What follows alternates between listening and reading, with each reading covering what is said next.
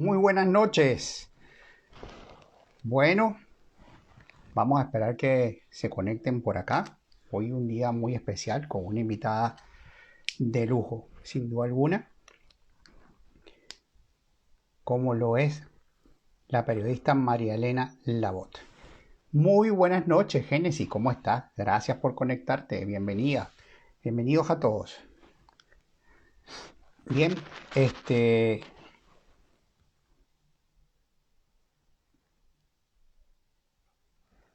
vamos a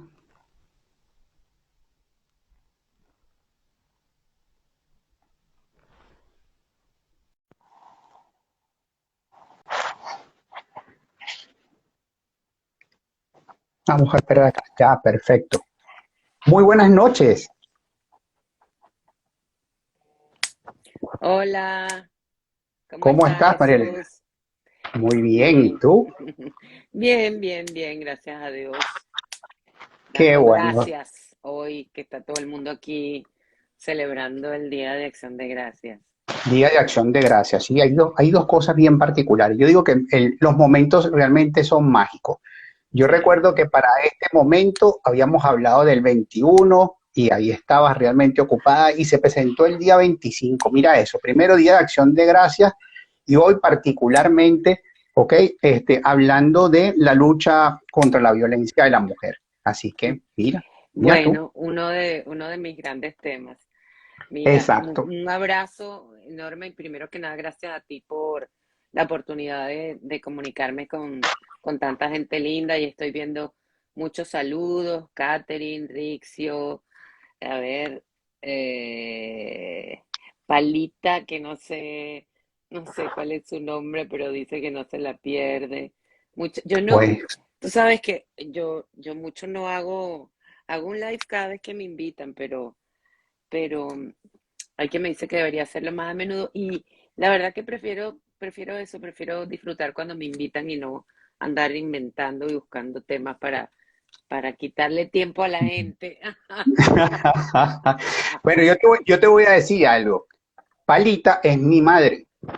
Ay, no puede ser. Exacto. Y yo voy a decir algo acá. Yo tengo tu libro, ¿ok? Acá por mi madre.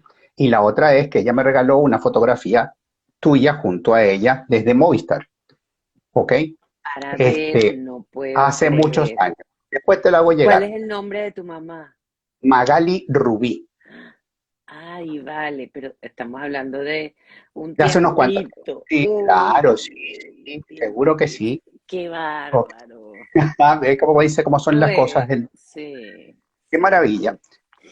Bueno, yo digo que presentarte a ti va a ser, es bien difícil, ¿no? Porque, y digo difícil porque es preferible hacer un tránsito por tu vida y sobre todo con respecto al tema que es del día de hoy, que es la comunicación.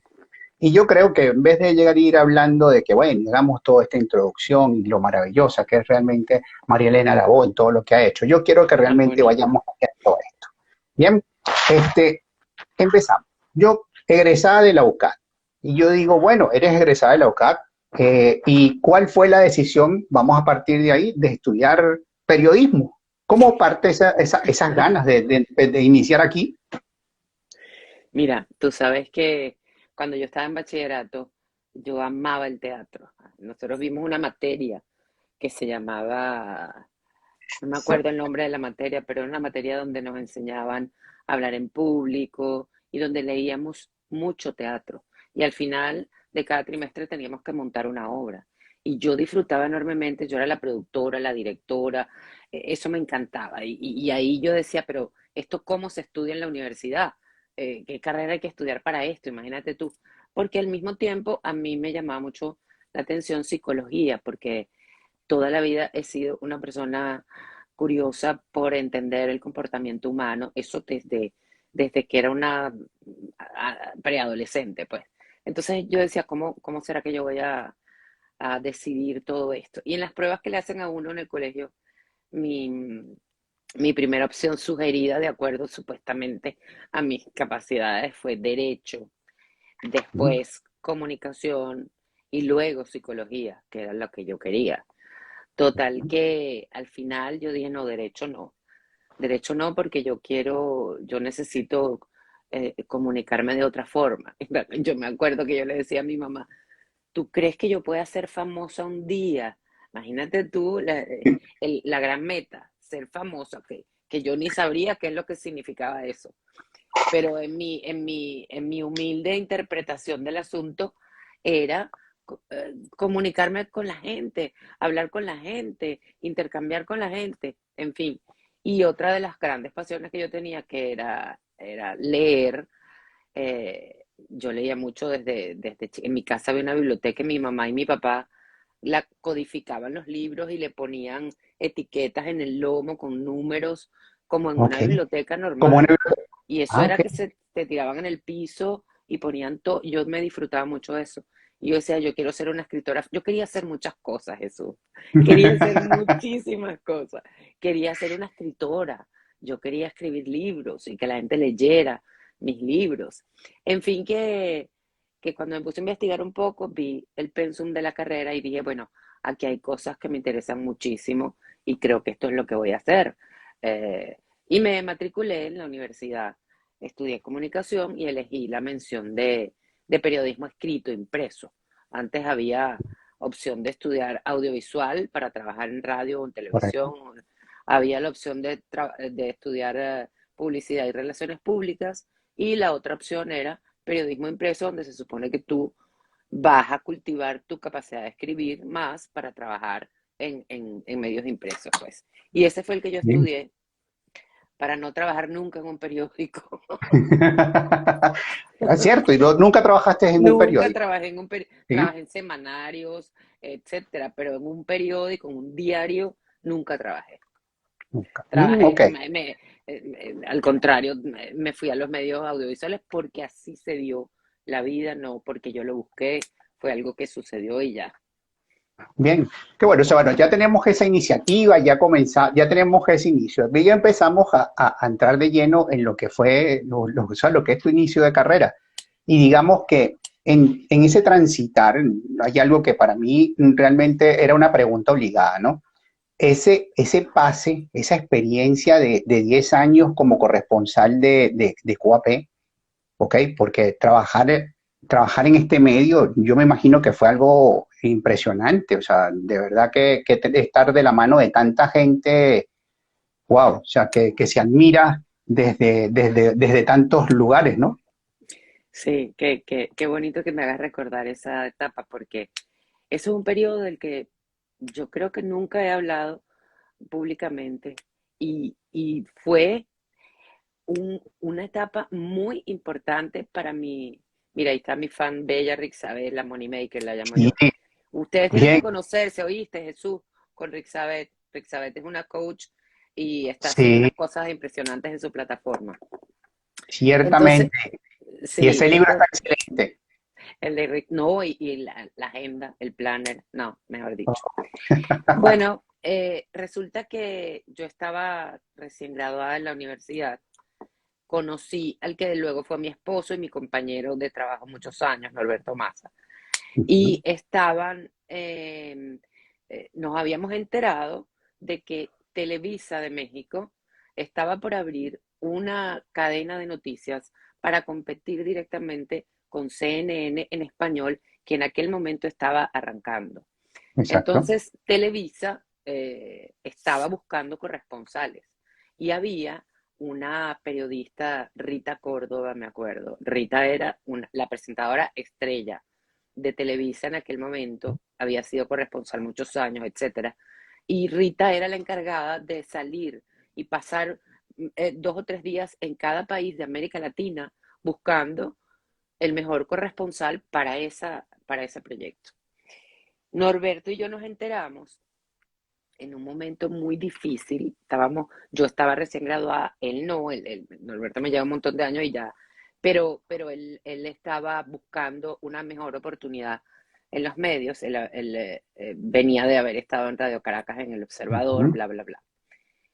Te cuento que habíamos tenido un accidente, el carro de Norberto había quedado prácticamente hecho leña, el asiento de atrás hubo que quitarlo porque no teníamos, Wow. éramos novios pues, y el mío era un Renault 5 una latica donde él no cabía. Mi suegro no cabía en ese carro. Le dice, yo no te puedes montar aquí porque tú, si tú te montas yo te imagínate. Bueno, estábamos en unas situaciones realmente duras. No teníamos posibilidades económicas, no teníamos equipos y un requisito para la corresponsalía era tener equipos propios. Y yo le decía a Norberto, pero ¿cómo vamos a ir a presentarnos en esa entrevista? Tú tranquila, que lo que realmente se requiere para ese trabajo a ti y a mí nos sobra, juntos. Así que tú no te preocupes, un equipo se consigue en cualquier lado. Y yo, una niña criada en un colegio de monjas, acostumbrada a no decir mentiras nunca, todo, tú sabes, correcto, no sé qué, yo estaba temblando, temblando. Yo lo único que sé es que Norberto me dijo, tú emperifóllate como te pones siempre, ponte linda y nos vamos a ir a hacer esa entrevista en el Eurobuilding. Y había una cola de Ok. compañeros y de colegas, por lo menos 20, 25 colegas, Wow. esperando en la antesala para hacer la entrevista con Rita Córdoba. Y Norberto y yo muy emperifollados. Y entonces, te cuento esto porque eso fue el antecedente de la corresponsalía por la que me preguntaste, que fue QAP, que es una corresponsalía que hice para un noticiero local en Colombia. Pero esto fue la corresponsalía. O sea, hicimos la entrevista. Para hacer el cuento corto, hicimos la entrevista y nos fuimos de ahí. A pie, a pie. No teníamos carro, un desastre. Eh, Al día siguiente nos vuelven a llamar y nos dicen que Rita Córdoba quiere volver a hablar con nosotros. Ok. En esta segunda entrevista ya ella va más profundo y dice, ustedes tienen equipos y Norberto con su santa cara, sí como no, tenemos una cámara tal, a 2 tubos, tacatá, tacatá, tacatá. Norberto, eso sí, Norberto toda la vida manejó la parte de la tecnología y los equipos y todo. Norberto es un gran camarógrafo. Y Ok. él sabía todo, le dijo, nosotros tenemos una cámara 2 tubos, tenemos un reproductor de Umatic, imagínate tú, ustedes ni saben qué es eso, un portátil, tenemos no sé qué, tenemos tal. Y ustedes tienen posibilidad de desplazarse por supuesto que podemos ir a donde, mira, dijimos todas las mentiras, to, yo, yo creo que yo me moría, yo no abrí la boca en esa entrevista. Total que Jesús nos han dado la corresponsalía a Norberto y a mí, y yo dije, bueno, papá Dios quiso esto, de verdad esto fue una mentira piadosa, yo no sé cómo vamos a hacer ahora. Ahora nosotros vamos a ser los mejores corresponsales, me dijo. Tú vas a ver. Y pasamos, Jesús, empezamos a trabajar. Eso fue un trabajo 24/7, porque a la hora Wow. que pasara lo que sea, nosotros teníamos que estar ahí. Norberto hacía la cámara, yo grababa las entrevistas, luego teníamos que editar, luego teníamos que, bueno, y fue a punta de favores de amigos, de pagar un alquiler con lo que podíamos, que nosotros pudimos sacar esa corresponsabilidad por un año sin tener nada, sin tener nada. Nosotros íbamos a las ruedas de prensa, este cuento es de Ripley, íbamos con el micrófono a las ruedas de prensa y lo poníamos en la mesa, tú sabes que en aquella época había Ok. 25 micrófonos. Nosotros poníamos el micrófono sin cable, porque no teníamos cámara, no teníamos camarógrafo, pero poníamos el micrófono. Todos los demás canales que estaban grabando, grababan esa imagen donde estaba nuestro micrófono. Después íbamos a Claro. pedir, por favor, me puedes dar del minuto La tal, imagen. por favor, no sé qué, y cuando no, entonces comprábamos el pedacito de video, o sea, sacamos esa corresponsabilidad a punta de Wow. ingenio y de talento, porque los reportes Norberto hacía sus reportes de verdad impecables. Luego iba a casa un amigo que grababa bodas por la noche. Y Edítalo. ese amigo, no, ese amigo, a veces teníamos que esperar hasta las 12 de la noche que el tipo se desocupara para que Norberto hiciera el stand-up, Ok. la despedida del reporte. Wow. Sentarnos a esperar que el hombre terminara de grabar la fiesta, para nosotros poder hacer el stand-up y terminar de editar y salir corriendo a Maiquetía, a hablar con pasajeros para que por favor nos llevaran el cassette. Y esto ya no era por falta de recursos, era que era la única manera de mandarlo y Claro. que llegara Sí. rápido. Más de una persona nos ayudó porque nos conocían sí, hombre, yo lo llevo y llevaban el cassette y alguien de la cadena los esperaba allá en el aeropuerto. Bueno, esa era la manera de trabajar antes. Wow. Hasta que recuerdo que Norberto me dice un día, mira, tenemos casi un año de trabajo hecho y no lo hemos cobrado. A propósito, él me decía, vamos a no facturar todavía, vamos a no facturar. Cuando se cumplió un año, él me sentó en el escritorio y me dijo, mira, tenemos un año sin cobrar, tenemos no sé cuánto era un montón de plata, un montón de dólares, un montón. Esto es lo que tenemos por cobrar. Y acto seguido me pone un poco de carpetas y folletos estos son los equipos que yo quiero que compremos para nosotros, para empezar a hacer las cosas como es debido y empezar a tener una inversión y un capital y más independencia. Ponle tú que nosotros estábamos por cobrar $20,000, suponte. Los equipos que él me planteaba comprar costaban 18,000. Y el viaje para México, porque él tenía que ir a México a cobrar, porque Ok. como habíamos pasado tanto tiempo sin facturar, se había engalletado la parte administrativa y le dijeron, mira, mejor vente y trae esas facturas tú para que saques tu plata rápido, porque si no, bueno, en fin. Entonces él me dice, si tú estás de acuerdo con esto, pues va a ser maravilloso porque es una inversión y vamos a poder seguir creciendo. Ahora, si tú no estás de acuerdo, porque esto lo hemos hecho los dos, no pasa nada. Así que no pasa nada, dime qué es lo que tú quieres que hagamos y yo lo comparto porque esto es de los dos. Imagínate tú. Y yo dije, bueno, hemos vivido un año sin esa plata y sin los equipos. Así que, y si tú dices que comprando eso vamos a crecer, pues ve y cómpralos, ve y Vamos. cómpralos. Total, bueno, y Norberto se fue a México, cobró la plata, de México viajó directo a Nueva York, donde ya había hecho contacto con la tienda, una distribuidora de equipos de video judíos que son maravillosos bueno, y regresó a Caracas con la cámara en el hombro, una maleta de luces, todo el equipo.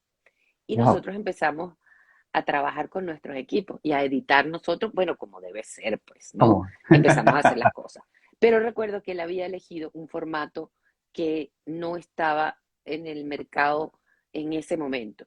Y él me dice, vamos a elegir este formato porque esto es lo que viene. Aquí están pasando demasiadas cosas y para nosotros tener movilidad y comodidad, vamos a necesitar una cosa como esta y yo te aseguro que la calidad es la misma. Bueno, para hacerte el cuento corto, no habían pasado 3 meses de nosotros estar transmitiendo nuestro material cuando a Norberto le piden una reunión en Televisa. Y yo dije, ya está, ya Listo. está, ya está. Esto llegó hasta aquí. Nos van a regañar, nos van a quitar la corresponsalía. Dios mío, qué angustia, no sé qué. Bueno, el cuento era que sí, en efecto, le pidieron una descripción pormenorizada de los equipos de todo lo que estábamos usando, no sé qué, y Norberto dio la descripción, pero dio sus argumentos también y explicó por qué él había tomado esa decisión, etcétera, etcétera. Bueno, total, que al final el asunto era que al cabo de los siguientes 3 meses, los 80 corresponsales de Televisa tenían el mismo equipo de nosotros porque la cadena Face se los compró. Wow. Imagínate, y nosotros quedamos los únicos que teníamos equipos propios. Entonces la cosa fue al revés, porque Televisa hizo Bárbaro. esa inversión y los corresponsales solamente cobraban su reporte. Nosotros quedamos con nuestros propios equipos y cobrábamos un alquiler por los equipos y cobrábamos nuestro sueldo como corresponsales, nuestros honorarios, pues. Y, Bien. y fue gracias a eso que la cadena cambió el formato para todos sus 80 corresponsales. Y yo decía, wow, Pioneros en el cambio de todo wow. este formato.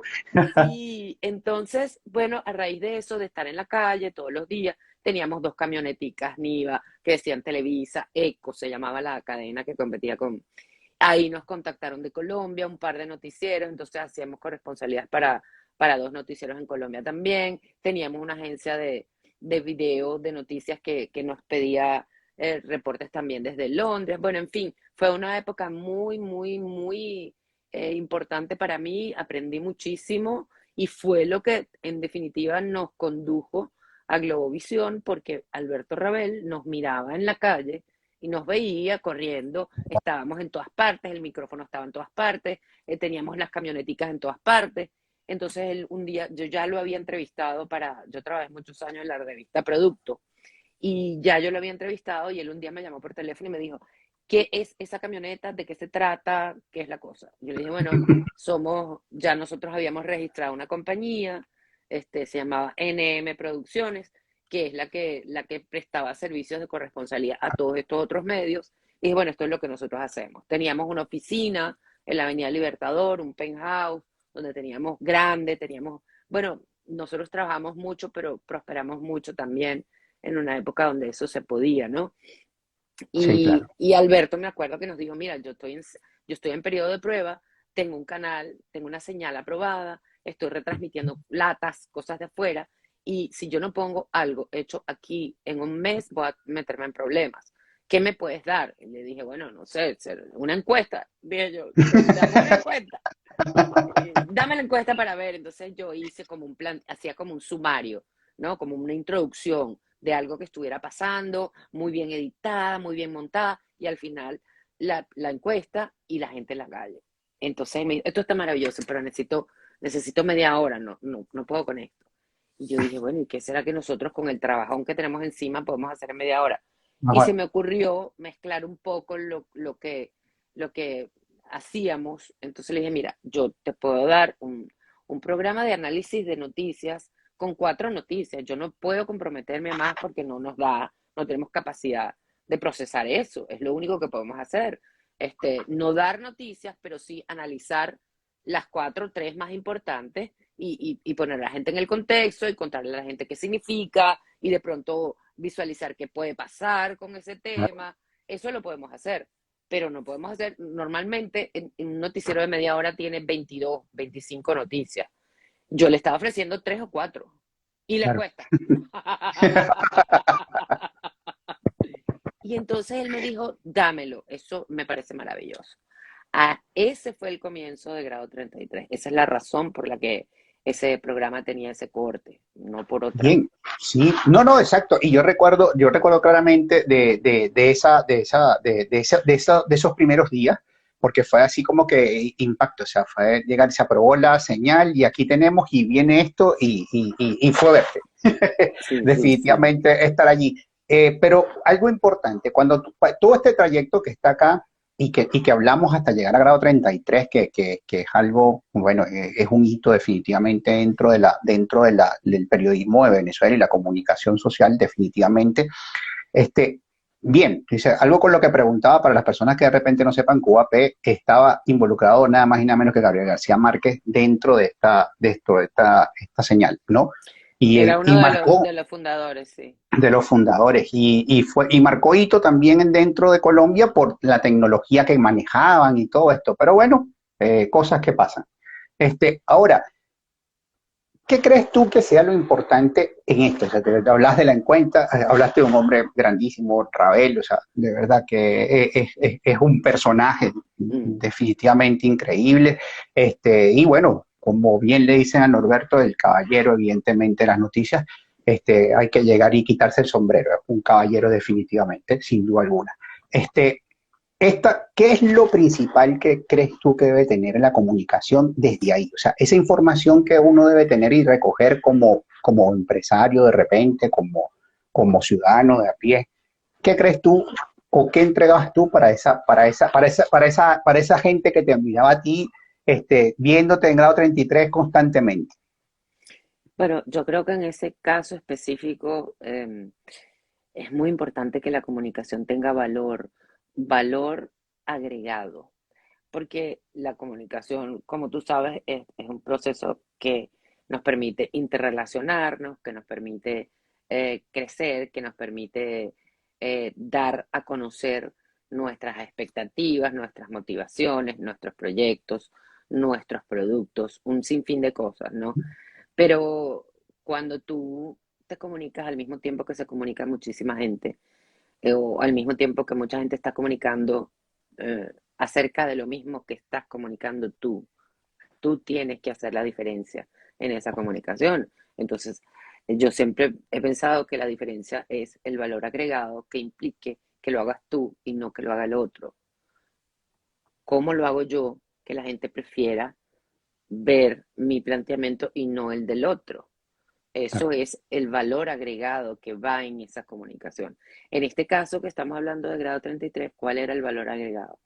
Nosotros salíamos a las 8 de la noche, que era un horario premium estándar, pero los noticieros tradicionales eran a las 9 o a las 10, no me acuerdo. Exacto. Nosotros teníamos un valor agregado que era precisamente el análisis de lo que estaba pasando. Nosotros no teníamos quizá la noticia del día, si hoy hubo un asalto, un atraco, o Ujú. lo que sea, o una ley aprobada o no. Nosotros teníamos qué pasa con eso. Porque una cosa es decir, hoy se aprobó en primera discusión la ley para el maltrato a la mujer y la violencia de género. Eso es lo que dice un noticiero. Habla fulanito y dice, con tantos votos a favor, con tantos votos en contra, Menganito se abstuvo, porque se abstuvo, pones el micrófono, porque apoyaste, pones el micrófono y se acabó la noticia. Eso es lo que hace un noticiero tradicional, informa. Ahora, nosotros le explicamos a la gente, es la primera vez que se hace esto, en tantos países del mundo ya existe, Ujú. estamos llegando tarde, sin embargo, ahora las personas que sean víctimas van a poder hacer esto, esto y esto. Políticamente es importante darse cuenta que los partidos tales, cuya ideología normalmente está, están sin Claro. embargo, es decir, ese era el valor agregado de eso. Y cuando teníamos que hacer una crítica, la hacíamos y la hacíamos muy duro, pero con Sí. mucho respeto y utilizando el discurso de la persona a la que estábamos criticando. Sí. Jamás nosotros en ese programa, y eso fue una política que yo me acuerdo que conversé muy claramente y con mucho, muy estricta para nosotros, y yo me encargué personalmente de que eso fuera así. Jamás eh, eh, nos ocupamos de la vida personal de nadie, de ningún político, de ningún empresario, de nada, como no fuera objeto de una noticia o algo así, porque ese no, yo siempre dije, el tema de nosotros no es la familia de la gente ni sus temas personales. El tema de nosotros es su gestión pública y ahí somos implacables. Exacto. Si no quieren que seamos implacables, no se someta a la elección popular y no quiera ser funcionario público. Pero si elige ser funcionario público, tiene que estar eh, atento a que esto puede pasar. Entonces, yo sí creo que el valor agregado en la comunicación es muy importante cuando tú estás hablando de no solamente de temas de interés general, pero de tu empresa. Cuando tú tienes una Claro. empresa o vamos a traerlo más hacia a lo que está de moda ahorita. Ahorita todo el mundo tiene una pequeña empresa. La Ujú. gente con las redes sociales se ha convertido en una marca que se explota, que se comunica, que se Sí. vende. Todo el mundo que tiene una red social se está vendiendo permanentemente. Uno de los Ujú. objetos primordiales de la comunicación es la persuasión. Entonces, Correcto. la gente está desarrollando su marca personal, que es su carita, que es su persona, ¿eh? Para una explotación comercial o buscando un beneficio que le cree repercusión que a la vez en algún momento puedan monetizar. Esa comunicación también tiene que tener un valor agregado, porque imagínate tú con la oferta que hay en este momento en las redes sociales de todo tipo de contenido. ¿Cómo Wow. haces tú? ¿Cómo haces tú para diferenciarte? ¿Cómo haces Exacto. tú para que la gente ponga atención a lo que tú estás diciendo? Exacto, y que ese consumidor sepa discernir realmente entre lo que tiene en las manos, porque creo que es tanta o es tal el tamaño de información que es increíble. Yo te escuché hablando con Indira, ¿ok? Hace 15 días, creo que fue la semana pasada. No, hace la semana pasada. Y colocaste una palabra que yo llegué y dije, wow, o sea, ciertamente es esto. Llegaste y hablaste, porque ahora vamos a pasar a hablar de esto, Oh, ¿ok? Y hablabas del brillo en la comunicación, ¿ok? Y créeme que eso se me quedó aquí sí como quedándome vuelta. Hay que buscar el brillo realmente en esas palabras, en esa historia, ¿ok? Y yo decía, wow, ajá, aquí está. Y ahora viene, y antes de pasar a todo el Mail Project, y vamos a esa escritora. ¿ok? Porque cuando nos paseamos por los tres libros, tú dices, bueno, tengo tres cosas distintas. Y yo debo decir lo que realmente yo me llegó Días de Rojo al final, llegó tarde porque cuando estaba en Venezuela todavía no pude adquirirlo en el momento, y no lo tuve. Increíblemente tuve los otros dos a la par, Mm. me llegaron igual. Bien, entonces, pero llegas y ver tres brillos distintos. No, y a mí a mí te digo que tú has dado en un aspecto clave para mí en lo personal, porque a mí me preocupa. Yo, y no sé si debería o no, pero realmente sí tengo tres libros publicados o cuatro, porque uno es la versión en inglés Ajá, de Clarisa, de más, Clarice. bueno, también cinco, porque está el libro de la historia de Empresas Polar, que es un libro que no está en papel, pero está Correcto. publicado en el portal de Empresas Polar, que es un libro precioso, la verdad, con un trabajo grande de recorrer el país para buscar a los fundadores de una de las empresas emblema, ¿no? Pero sí, siempre me pongo a pensar y digo, Dios mío, cada libro es de un género diferente. Entonces, a veces digo, Dios mío, bueno, ¿será que soy una escritora inconsistente? ¿Será que no he encontrado mi, mi acomodo? Pero al mismo tiempo ¿No? pienso que es bueno porque eso me ha obligado, no es algo que he elegido yo, la verdad, no lo he elegido yo, pero eso me ha obligado a buscar el brillo a como de lugar, no importa la forma y no importa el género en el que yo esté comunicando. Y eso se ha convertido en un reto absolutamente distinto porque es lo que estábamos hablando. Si yo tengo que hacer un libro de crónicas de viaje, como Ujú. es La Habana sin tacones, y yo ya tenía un camino andado con Días de Rojo, que es una novela Claro, inspirada en hechos reales, en lo bien, que sin vivimos duda. Norberto y yo el 4 de febrero, por cierto. Y luego me tocó una novela de un tema súper difícil como es la violencia de género. Y en cada uno yo he tenido que esforzarme para buscar ese brillo, que es lo que siento yo que conecta con las emociones de la gente. Eh, un libro que no te mueve las emociones no te mueve nada, absolutamente. Y hoy en día el reto es más difícil, quieran o no, para mí lo es, porque estamos compitiendo por el tiempo libre de las personas, estamos Claro, compitiendo por sin la duda. atención de las personas que tienen millones de opciones hoy en día. Así que es mucho más difícil, el reto es el doble. Si tú no cautivas en las primeras tres líneas o cuatro, te fuiste, te dejaron, te abandonaron y te condenaron porque Sí, no sin te duda. van a volver a leer.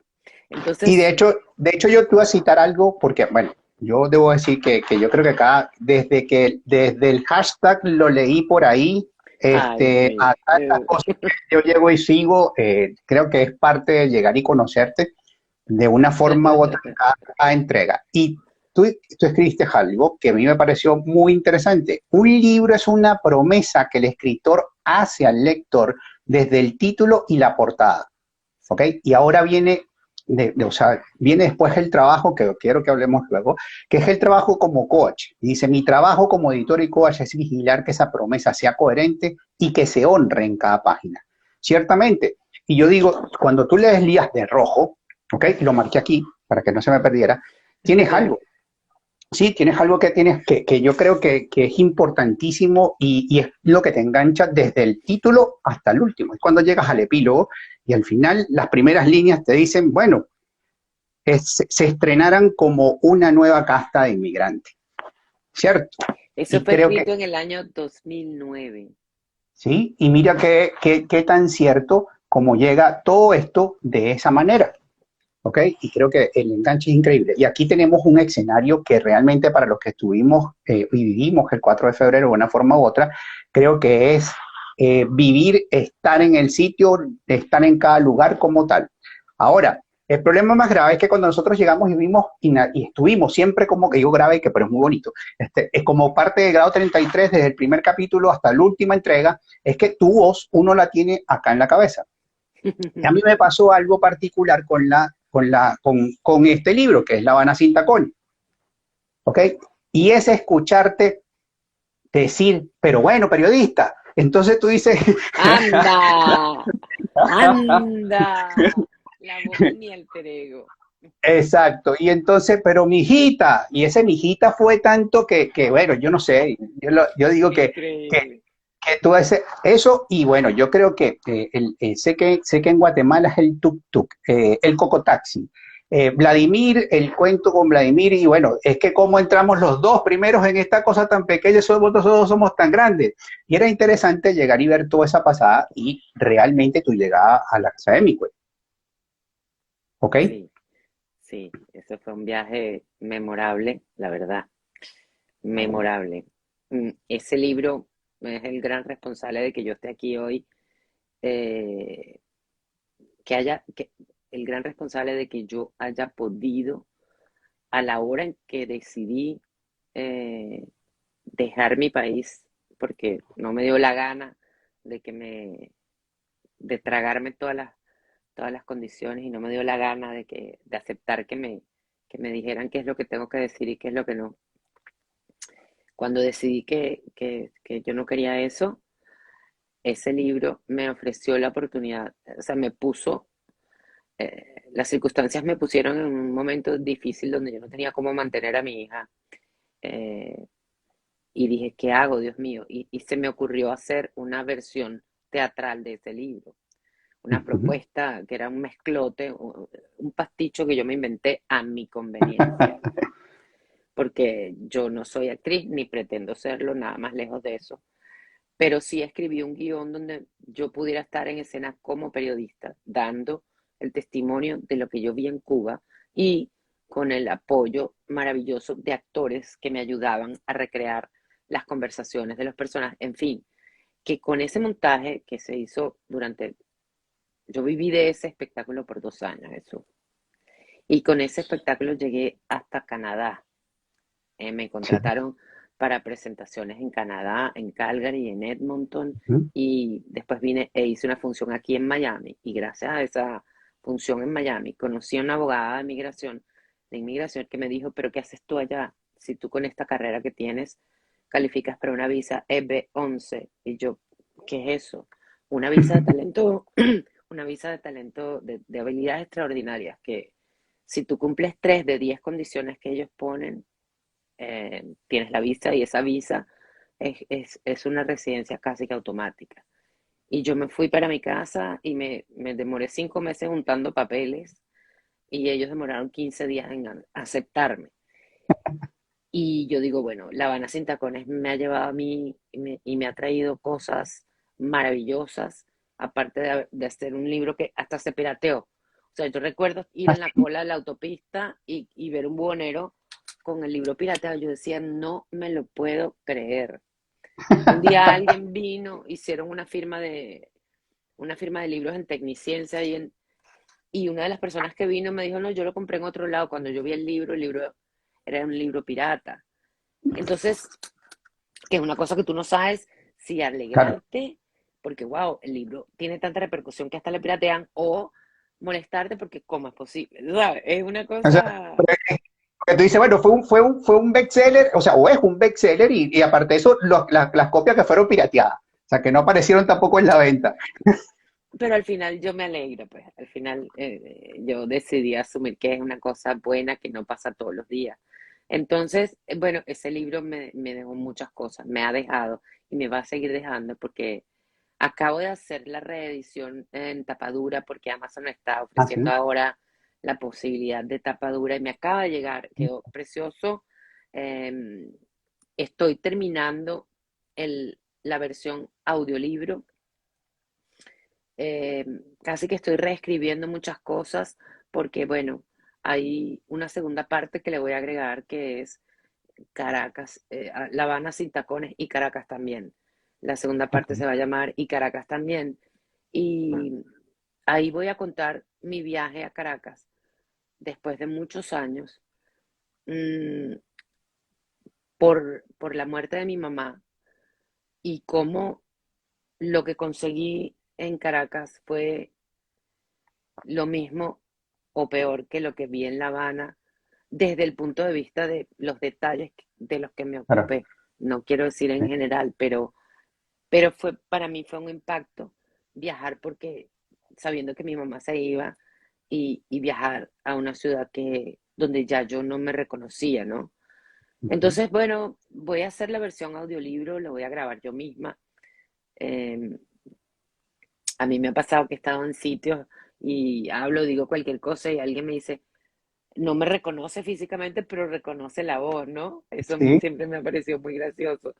Entonces, bueno, uno de mis grandes proyectos el año que viene es grabar esa versión audiolibro con esa segunda parte de, y Caracas también, y publicar un libro que he estado trabajando durante 4 años, que de verdad ya me ha sido muy difícil procesarlo porque el trabajo que tengo es tan demandante sí. eh, que me deja muy poco tiempo para mí. O sea, mi libro no es mi prioridad y no debe ser porque ya hace mucho que no publico. Entonces, bueno, y bueno, sigo en tú sabes, en este renacentismo literario. Bueno, pero qué bueno, ya estamos a la expectativa de eso. Cada Mira, libro sigo tiene en una el... parte particular. Tú tienes que le dejas eso allí. Y yo creo que en la entrada para el libro de la Habana sin tacones, el prefacio de la antología de los hombres de guerra de Ernest Hemingway, lo tengo acá que lo estoy leyendo, que dice, el escritor debe ser honrado e E insobornable, insobornable como un ¿ok? servidor de Dios. Servidor de Dios. Sí, y yo creo que esto definitivamente, y lo que está aquí escrito, yo creo que habla de la persona con la cual estamos conversando esta noche, que es Marilena Lago. Yo creo que este escrito es así y definitivamente habla de que es la comunicación que realmente tú has transmitido. Y bueno, y para el día de hoy tenemos entonces, en nombre de ello, este libro que para mí es particular, porque este libro entonces te lleva al sentimiento. O sea, uno es capaz de llegar y sentir ciertamente lo que pasa con Clarisa, ¿ok? Yo digo que esto es un libro incluso que como hombre, el que lo leí, definitivamente te vas llenando y vas subiendo y vas bajando y vas subiendo en condición de emoción y tú dices, wow, ya va. Y sí, ciertamente yo creo que también hay de la generación cuyos jueces merecen ser juzgados. Este, Talmud. yo creo que dejas en estos tres libros que representan sencillamente, creo yo, claramente quién es Marilena Labor. Ciertamente para mí, de verdad, mi admiración como siempre y un aplauso por ello lo que nos has entregado. Pero ahora Gracias, Jesús. vamos a lo nuevo y seguimos en condición de comunicación porque hablaste del teatro y ahí fue entonces ahora veo que eso de que fue en la preparatoria donde ya venían las condiciones de teatro, bueno, aquí llegaron y estallaron. Mira cómo hiciste y esta obra y aparte de eso el monólogo, ¿ok? Sí, un monólogo Que de tatuaje de lágrimas, de por fin, tatuaje de lágrimas. maravilloso. Sí, sí, sí, Entonces, fantástico. es una evolución increíble que, bueno, que al final vamos pasando por todo aquello que hablábamos al principio. Pero ahora nos colocamos en esta parte como coach. Bien, ahora viene la comunicación donde tú estás, como dicen, ese tras bambalinas, pero te haces presente entre las líneas cuando tú dices, bueno, vamos a llegar y generar ese brillo que tú dices. ¿Cómo es ahora entonces ese apoyo que debes dar para que la comunicación de esa persona que busca, ¿ok? A la coach de literaria, a la coach de escritura, pueda llegar y surgir o darse? Bueno, yo digo que un editor es un cazatalento que tiene que tener una sensibilidad muy especial para poder descubrir más allá de lo evidente cuál es el brillo y cuál es el talento del escritor con el que está trabajando. Porque muchas veces eso salta a la vista, pero otras veces necesita ayuda, otras veces necesita, tú sabes, eh, emerger a la superficie.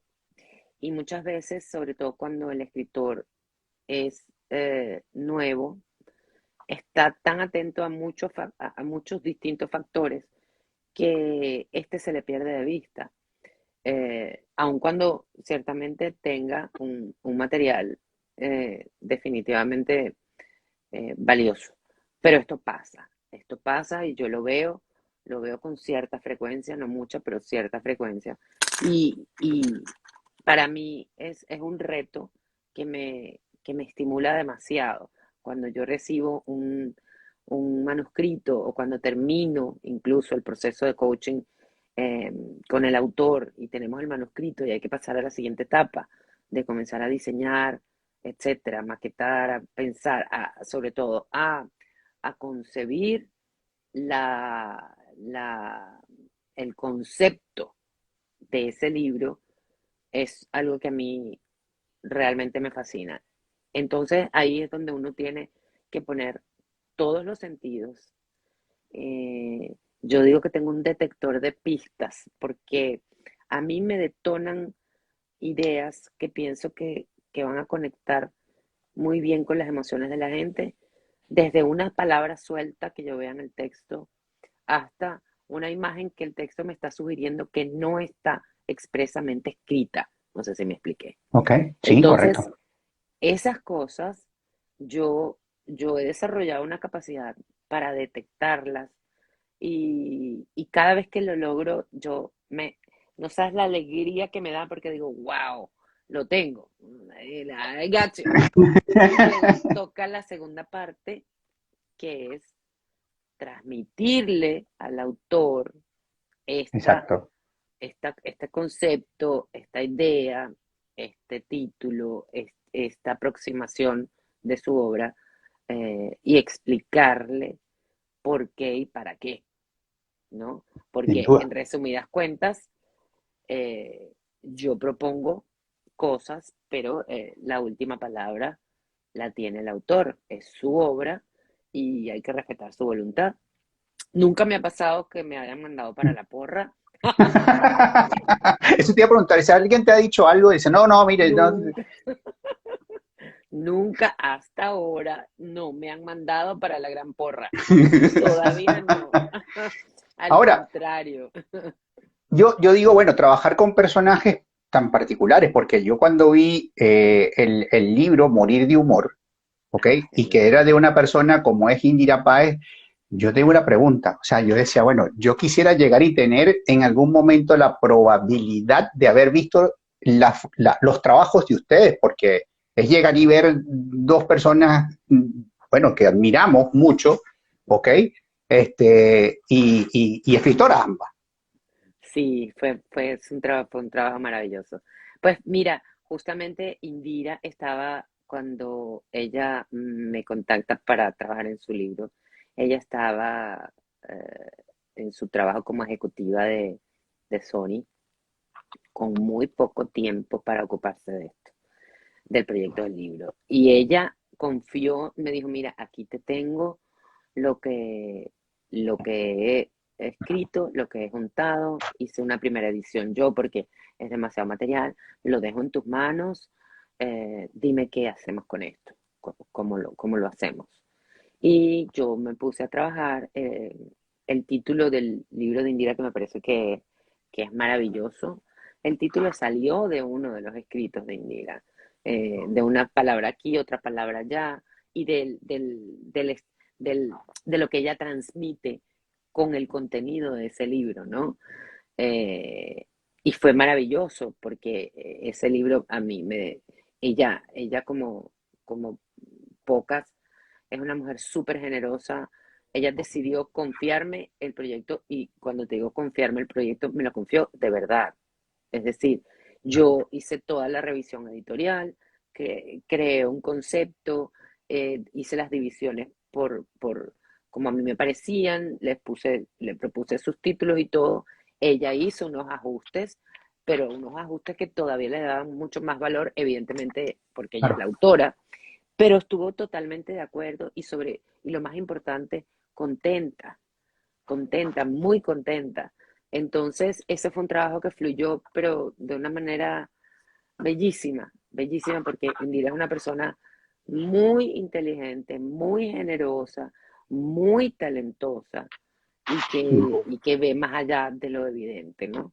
Entonces fue muy chévere ese trabajo. Yo estoy súper orgullosa de ese libro porque además ha tenido mucho éxito, mucha repercusión, muy bien recibido. Y yo creo que la recomendación, como lo hablaban ustedes, eso es un libro definitivamente de cabecera, Así, de buenas total, noches, ¿sí? total, total. Es un libro para leer antes de irte a dormir, para que te vayas a dormir feliz, contento, relajado. Ahora, esto ¿por qué? Porque diga, bueno, estamos hablando de libros, y es llegar y tener, como lo dije al principio, o sea, dos grandes personas comunicadoras hablando sobre un libro. O sea, yo digo, tiene que haber una afinidad, bueno, evidentemente la afinidad claramente, pero la condición de comunicarse, una comunicación en positivo y que es tu trabajo. Sí, sí, sí, sí, total. Sí, y de hecho estamos pasando creo que uno de los libros que fue al inicio, si no mal, corrígeme si no que lo que estoy diciendo no es así, el caso de Dora Agostino con El dueño de mi vida, ¿ok? O otra persona que también es de medios, y él también dice, bueno, ya va, pero ¿cómo se da la comunicación entre ustedes? Que uno dice, bueno, podría ser que positivo, positivo, sí se tiene que llegar a ir, o no, ¿cómo es esto?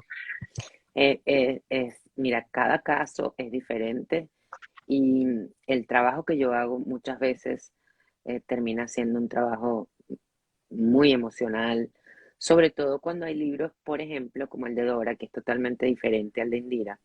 El libro Ujú. de Dora es un libro revelación, es un libro precioso, es un libro que ella decidió escribir sobre un proceso personalísimo de ella, que decidió compartir porque hay muchas mujeres que de pronto están en el mismo trance que ella pasó y vale la pena, ella sintió que valía la pena compartirlo y de verdad que yo la felicité y la sigo felicitando porque hay que tener un gran valor para siendo una persona pública, casada con una persona pública, contar hasta las etapas de, de crisis de su propia vida, de su propio matrimonio. Y eso es lo que ella hace en ese libro para darle a las mujeres el valor que debe tener la honestidad, la claridad, eh, ser consecuente con quién eres,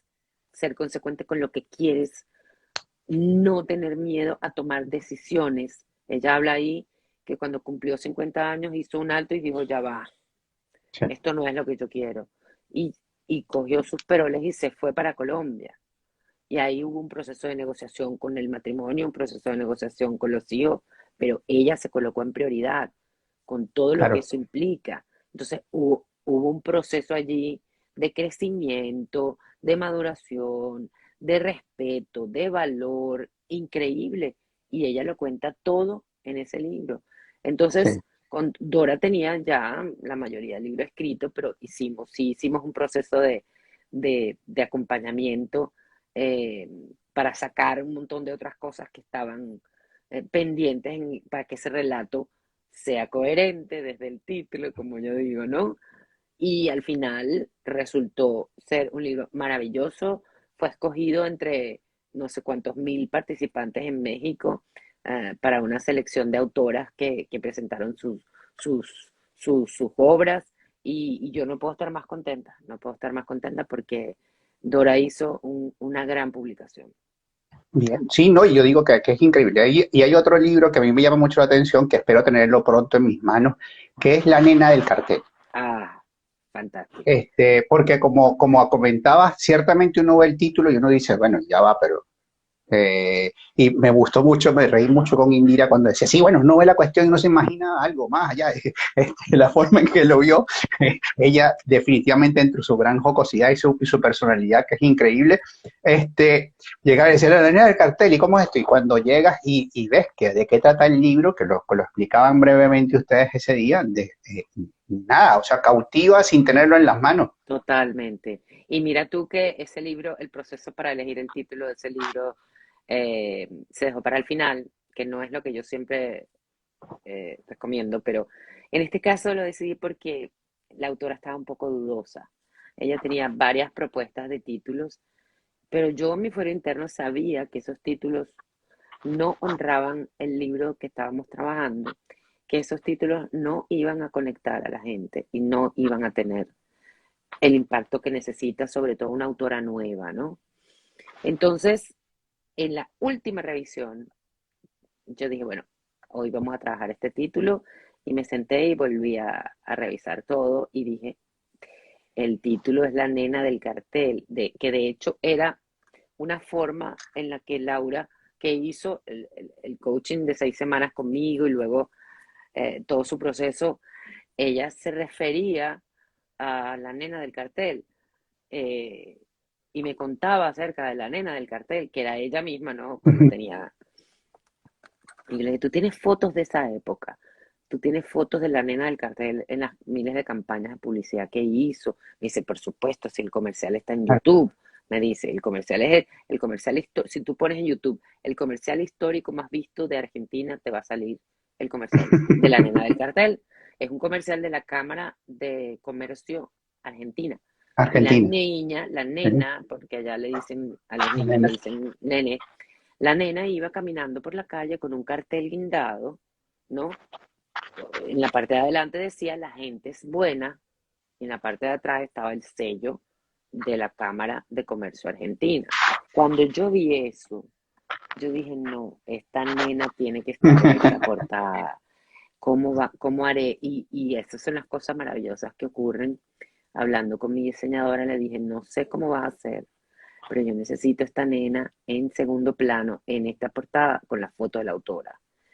Y ella, con su talento, hizo una composición lindísima, porque tú ves a la autora, que es una rubia preciosa, y Sí. atrás ves a la nenita así, con el cartel colgado, que mucha gente ni repara en leer lo que dice. Atrás Sí, está ella misma, a los 5 o 6 años, con el cartel guindando que dice la gente es buena. exacto. Entonces, yo creo que eso, a mí ese libro me tiene muy contenta porque además es un libro valiente, que cuenta un Sí. proceso difícil de una niña nacida en Argentina que vivió desde su adolescencia en Venezuela. Ella dice que su mayor Ujú. gratitud está en Venezuela, pero que también es judía, que también vivió en Israel, que también vivió, en fin, En Argentina. O sea, ya es que hay un libro algo, maravilloso. ya espero ya que pronto llegue a mis manos. Eh, Brena, y por último, vamos a llegar y decir concretar. Aquí, Mail Project. Ahora, pero vamos al interno. Trabajar con Ivana, trabajar con Naomi, Alberto, Daniela. Ahora, la comunicación allá adentro. Ana, tenemos ahora. Mira, eso fluye eh, maravillosamente bien porque son trabajos por etapas específicas hasta que llega el momento en el que tenemos que intercambiar todos, cosa que hacemos sin ningún problema. Ahorita estamos en pleno, fíjate que yo sé que la gente detesta los chats de grupo, pero yo tuve que abrir uno por un proyecto que estamos trabajando ahora con una Ujú. editorial nueva en París, que se llama La Cuadra Ediciones, que está reeditando a una autora española que fue bestseller, traducida a miles de idiomas, se hicieron películas de sus libros, son novelas clásicas, románticas, sofisticadas, es Luisa María Linares, ¿no? Y esta editora francesa está reeditando 5 novelas en español y esas mismas 5 en francés. Email Projects le está haciendo la producción editorial de eso. Oh, Entonces ahí abrí este chat y dije, bueno, aquí toca porque tenemos un trabajo muy ambicioso encima y tenemos que estar al tanto de lo que está pasando en tiempo real para no repetirnos, para no duplicar esfuerzos, etcétera. Normalmente yo no hago eso porque, bueno, lo primero que sea, el primer trabajo que se hace con un proyecto como este es el que me toca a mí, que es la revisión editorial. Una vez que eso está revisado, listo, va para el corrector profesional, que es Alberto Márquez, el mejor, el mejor. Alberto hace su corrección, eh, me devuelve, luego voy a la etapa de diseño interior y maquetación, mientras estoy trabajando al mismo tiempo en la portada. Es decir, son comunicaciones directas simultáneas. Una vez que termina mi parte, que además estoy todo el tiempo revisando todo, todo, todo, todo, absolutamente, porque, bueno, porque es mi responsabilidad, porque es mi empresa, porque es la imagen de la compañía, porque cada libro es una carta de presentación que ponemos en la calle, todos, el equipo. Y básicamente porque estamos todos en una ciudad distinta. Estamos todos regados por el mundo, la verdad. Tenemos a Naomi está en Canarias, Daniela está en Caracas, Ana está, no me acuerdo en qué ciudad de Estados Unidos vive, yo estoy aquí, Alberto está, en fin, somos un equipo, Claro. tengo un diseñador que trabaja en Colombia, tengo al artista Gustavo Fernández que hace diseños y obras de arte para portadas que está en Nueva York.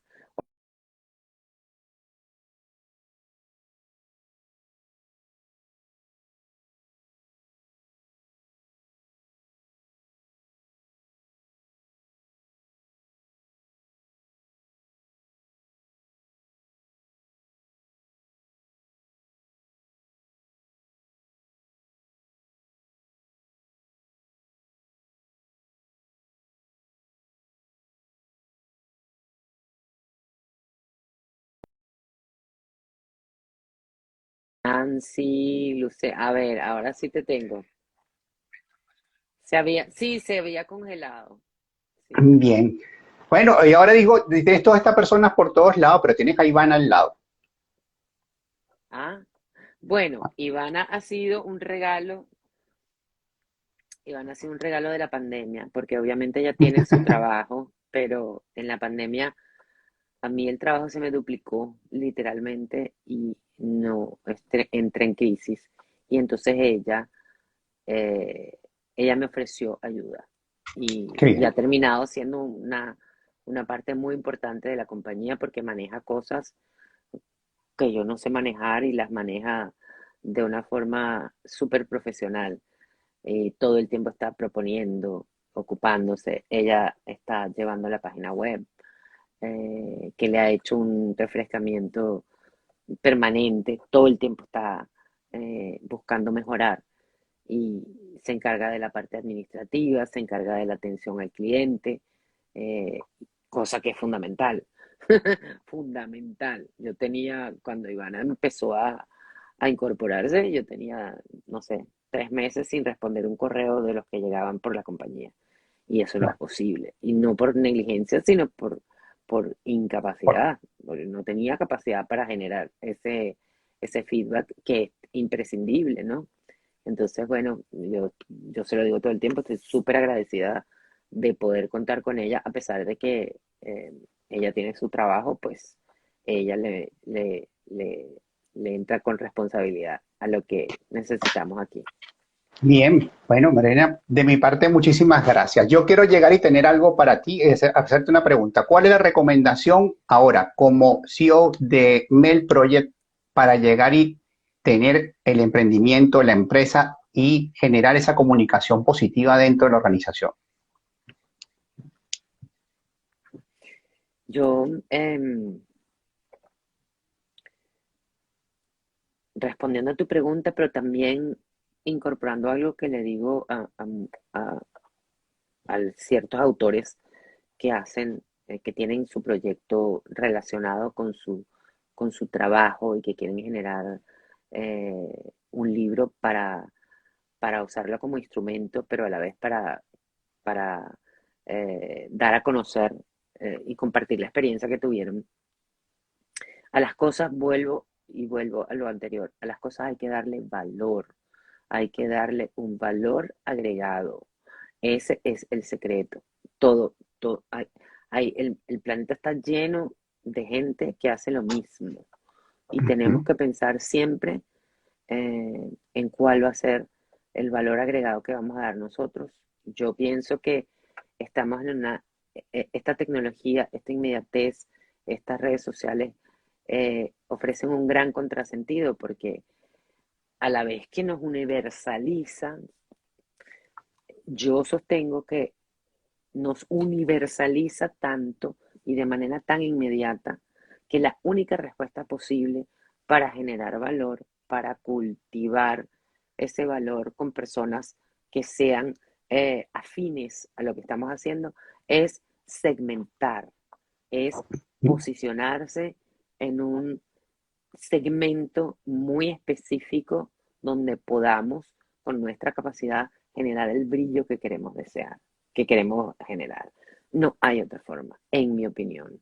Si tú, si tú no te enfocas, si tú no segmentas, si tú no defines cuál es la audiencia o cuál es tu campo de acción y te especializas, te profesionalizas, te conviertes en la persona que más ofrece y más sabe de ese campo específico, tú puedes, en la medida en que seas eficiente en ese segmento, tú de forma natural, por el mismo requerimiento de las personas que te están siguiendo o que están usufructuando de tu trabajo, ellas mismas te van a pedir más y te van a obligar entonces a ir creciendo y expandiéndote. Pero arrancar de lo general a lo particular, hoy en día no es viable si y solo si tú quieres crear repercusión, si tú quieres aportar. Ahora, si tú quieres montarte en la autopista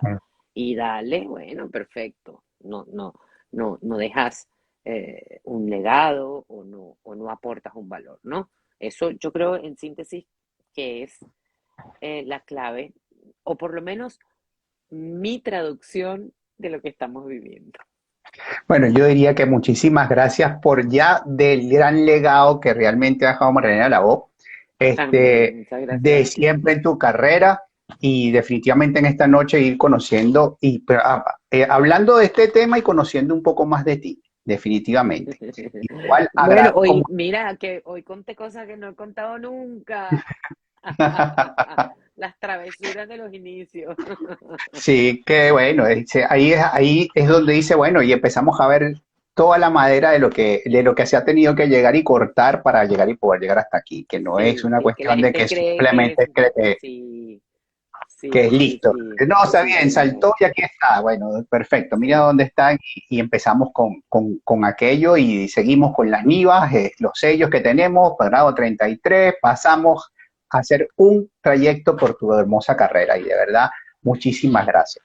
No, Jesús, yo te tengo que agradecer a ti porque, bueno, eres una persona muy formal, yo soy muy formal, soy una persona conservadora a pesar de la modernidad, hay cosas que yo no negocio con nada y yo te felicito porque hay mucha gente en la calle atreviéndose, pero hasta cuando uno se atreve uno tiene que hacerlo con respeto, ¿no? Y bueno, tú eres una persona seria, que ha hecho su trabajo, que se informa, que se preocupa, y eso hace la diferencia. Justo lo que estábamos hablando, ¿no? No es llegar a descubrir el personaje en el momento en que lo estás entrevistando, es prepararte para poder precisamente sacar la mejor información, que es lo que a ti y a tu gente le debe interesar. Así que yo te felicito, me encanta que seas así, me encanta lo que haces.